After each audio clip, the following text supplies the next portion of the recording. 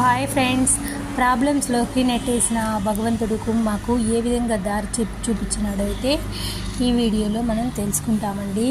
మా ప్రమేయం లేకుండానే మా వారితో ఆడుకున్న భగవంతుడు, లక్షలు తెచ్చి అప్పు నెత్తిన పెట్టిన భగవంతుడు మమ్మల్ని ఏ విధంగా సేవ్ చేసినాడంటే, మా పిల్లలకి ఫీజు కట్టలేకుండా నేను బిడ్డలు చదివించుకోవాలి ఇన్ని ప్రాబ్లమ్స్లో అని బాధపడుతూ ఉంటే వాళ్ళకి అయితే ఫ్రీ సీట్ ఇప్పించినాడు. ఆ భగవంతుడికి కృతజ్ఞతలు.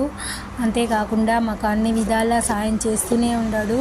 ఇన్ని అప్పుల్లో కూడా మాకైతే భగవంతుడు అవి తీర్చుకునేదానికి అనేక మార్గాలను అయితే చూపించినాడు. ఆ మార్గాల ద్వారా అయితే నేను అప్పులైతే కొన్ని తీర్చుకున్నాను. కొంచెం సంతోషం అయినా కూడా తప్పంతా మా వారిదే కదండి. ఇతరులు మాకు చెప్పకుండానే మాకు తెలిసిన వాళ్ళే వడ్డీ డబ్బులు తీసుకుంటూ మా వారిని అయితే ముంచేసినారు. మనతో కూడా ఉంటూ మనల్నే ముంచేసిన ఈ మనుషుల మధ్యలో ఎలా బ్రతకాలి అనేది నాకైతే మనసు కాస్త బాధగా ఉంది. డబ్బులు కట్టినందుకు కూడా నాకు బాధగా లేదు.